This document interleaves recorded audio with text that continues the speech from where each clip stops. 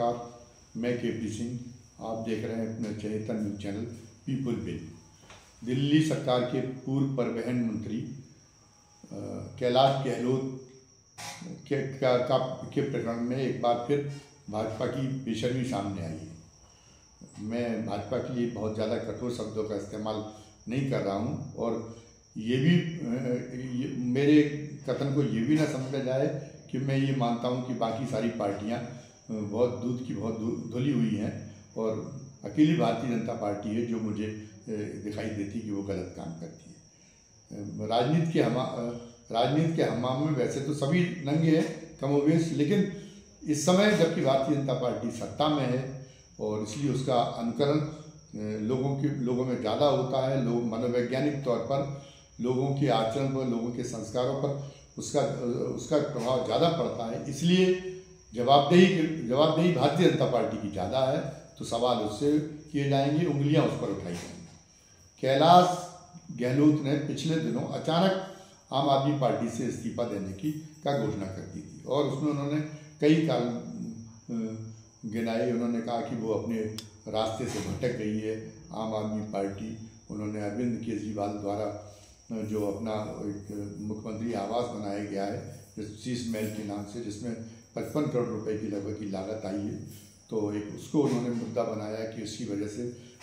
आम आदमी पार्टी जो अपनी जिस राजनीतिक तस्वीर लेकर जनता के बीच में आई थी उसका भांडा फूट गया है। तो उससे आम आदमी पार्टी की जो नैतिक साख है उसको बहुत ज़्यादा धक्का पहुंचा। मैं भी इस बात से सहमत हूँ कि जब अरविंद केजरीवाल कहते थे कि नहीं, मैं तो जो है छोटे से एक मकान में रह के और दिल्ली की सरकार चला लूँगा, तो उन्हें जब इस समय जबकि उनके ऊपर हमला हो रही, केंद्र सरकार उनकी सरकार के साथ में शत्रुता जैसा व्यवहार कर रही है, तो अरविंद केजरीवाल को बचना चाहिए था इतना महंगा मकान बनवाने का। भले ही वो जो है उनका वो जो आवास जो उन्होंने बनवाया वो सरकारी क्यों ना हो, लेकिन उन्हें बचना चाहिए था। ऐसे मौके पे इतनी सूझबूझ तो उनको रखनी चाहिए थी। और नैतिक रूप से भी ये गलत है कि जो मुख्यमंत्री सादगी की दुहाई देता हो, जो छोटे से फ्लैट में गुजारा चला देने की बात करता हो, वो भी उसने भी इतना बड़ा इतना भव्य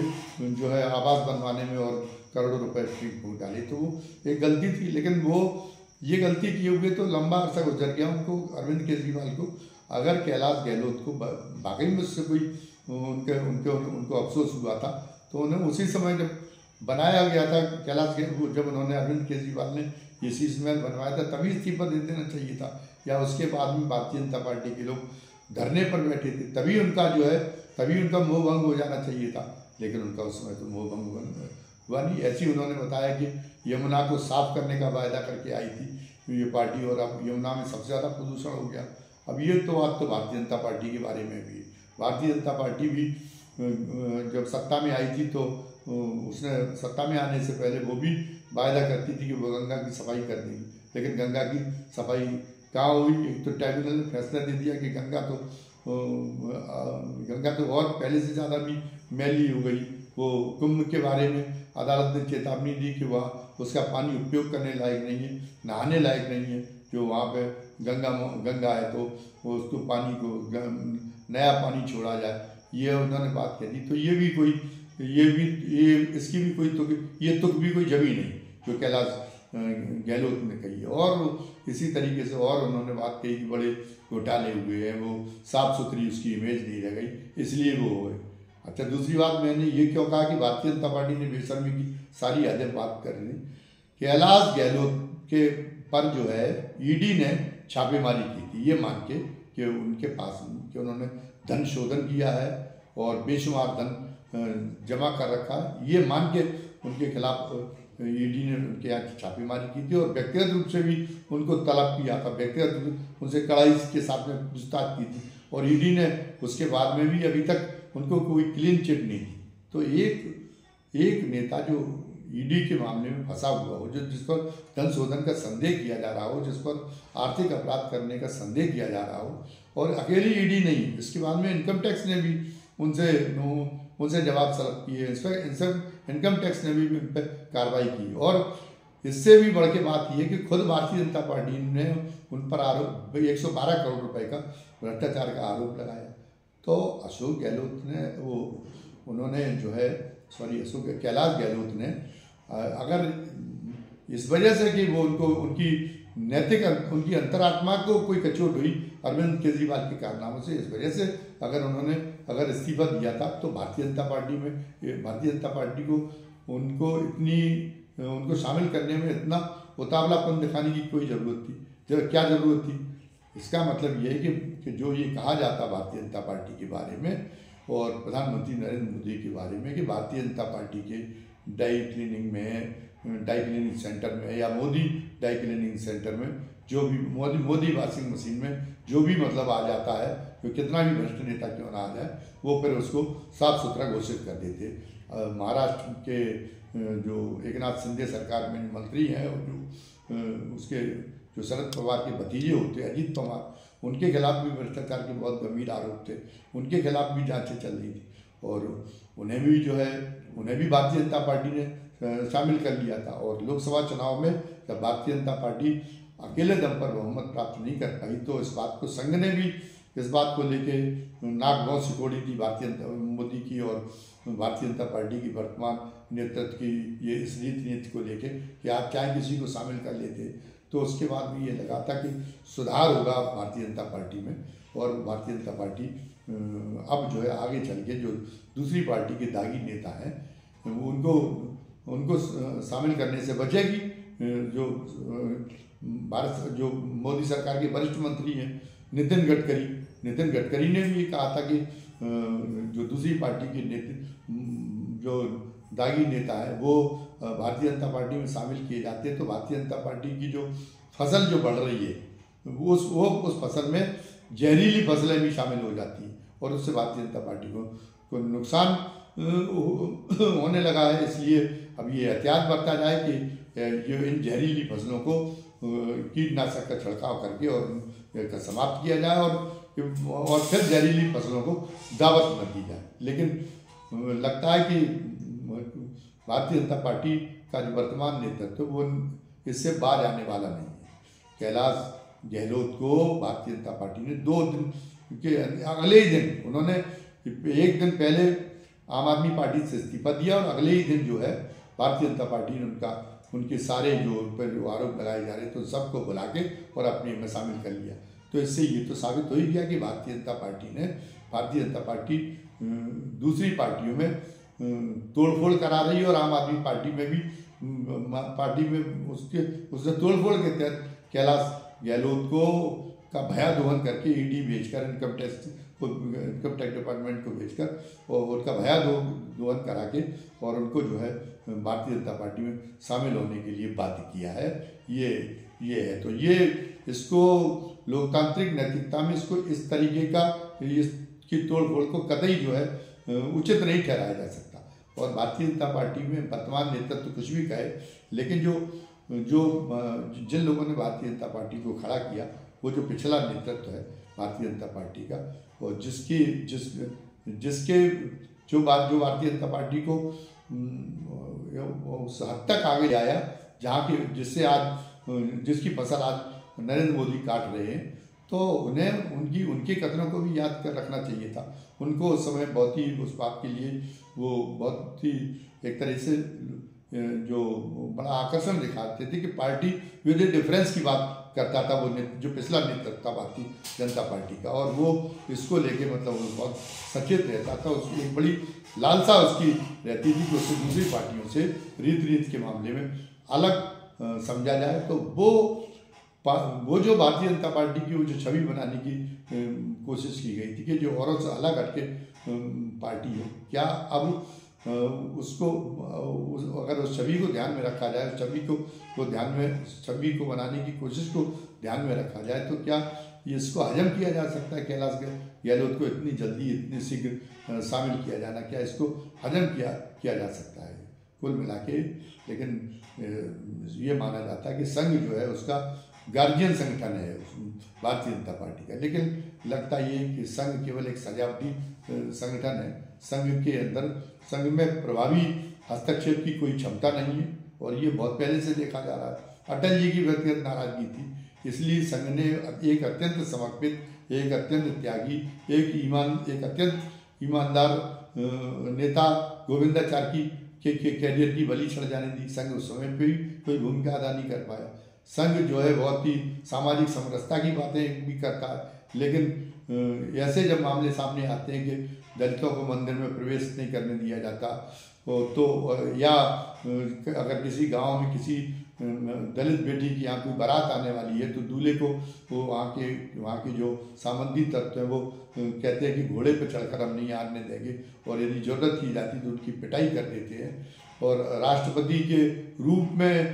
रामनाथ कोविंद वहाँ जाते हैं जगन्नाथ मंदिर में, और उनको धकिया दिया जाता है कि तुम शूद्र हो के कैसे मंदिर में प्रवेश कर आए। तो संघ उस मामले में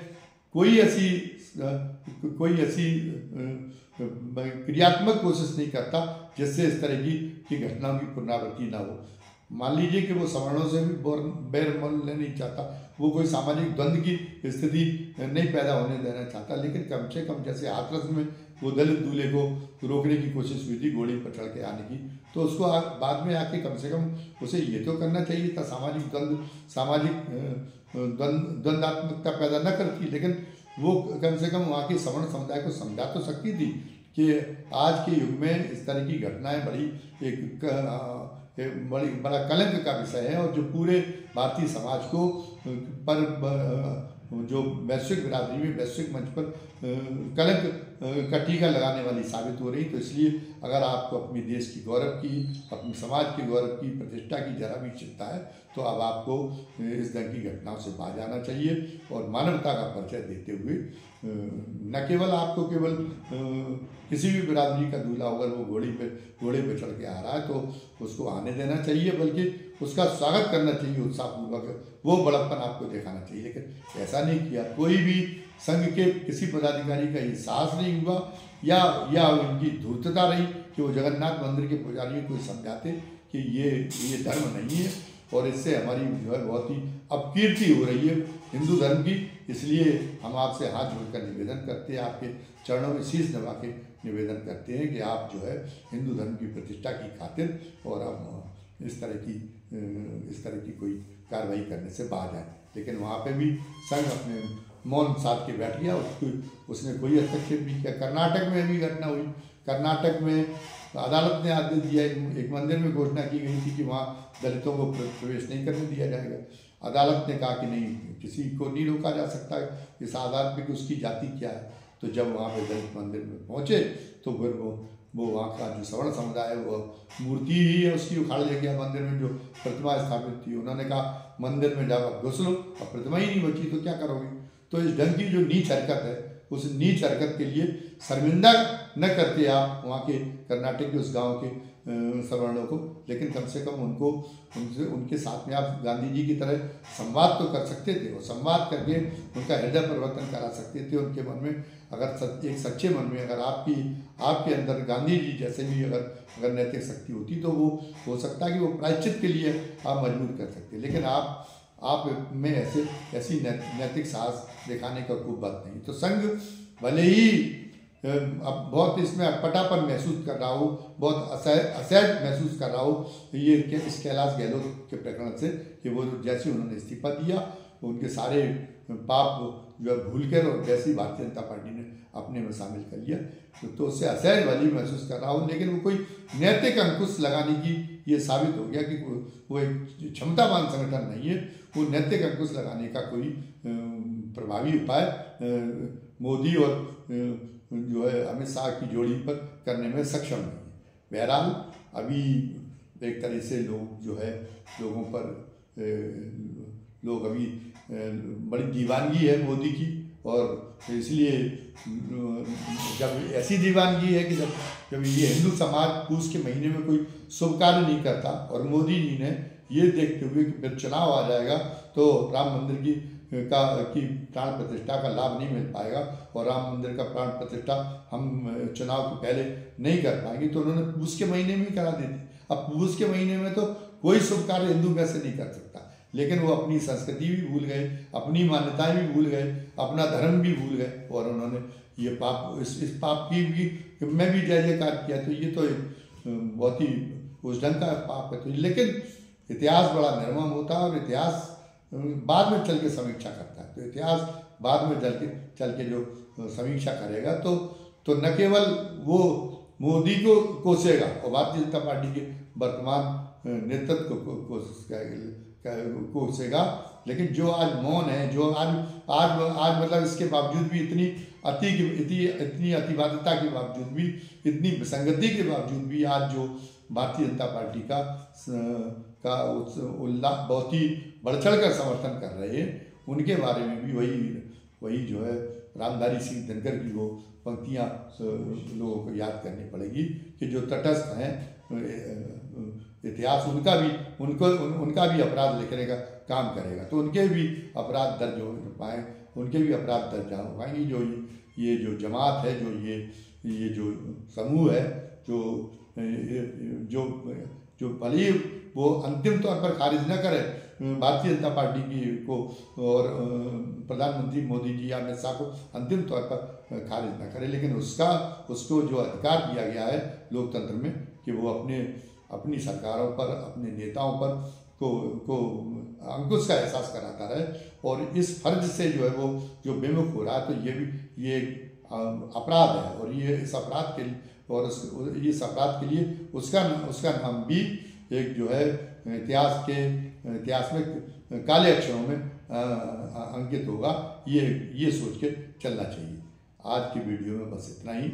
वीडियो समाप्त करने के पहले हमें अपने दर्शकों से वही गुजारिश करनी है कि उन्हें अगर ये वीडियो पसंद आया हो तो वीडियो को ज़्यादा से ज़्यादा संख्या में लाइक करें और ज़्यादा से ज़्यादा संख्या में शेयर करें। और जिन दर्शकों ने आज पहली बार हमारा ये चैनल देखा है और उन्हें ये लगा कि ये विचार उत्तेजक चैनल है और उन्हें जो है अपनी तार्किक शक्ति बढ़ाने के लिए हमारे चैनल को देखना चाहिए, तो उनसे हमारी गुजारिश है कि वो स्वयं तो इस चैनल को सब्सक्राइब करें ही, साथ में अपने परिजनों को, मित्रों को और अपने परिवारजनों को ज़्यादा से ज़्यादा संख्या में प्रेरित करें कि वो भी हमारे चैनल को सब्सक्राइब करें, और इसमें जो घंटी की आकृति का बटन है जिसे बेल आइकॉन कहते हैं, वो भी दबा दें, ताकि जो भी हम ऐसा विचार उत्तेजक आगे भी जो वीडियो डालें उसमें उस सारी वीडियो का नोटिफिकेशन आपको मिल जाया करे। और अंत में ये भी कि आज के वीडियो के बारे में अपनी राय हो, चाहे कैसी भी हो, चाहे वो हमारे लिए आलोचनात्मक भी हो, वो भी हमें सिरोधार्य है, वो आप राय हमारी कमेंट बॉक्स में दर्ज करने की मेहरबानी जरूर करें। धन्यवाद। जय हिंद, जय भारत।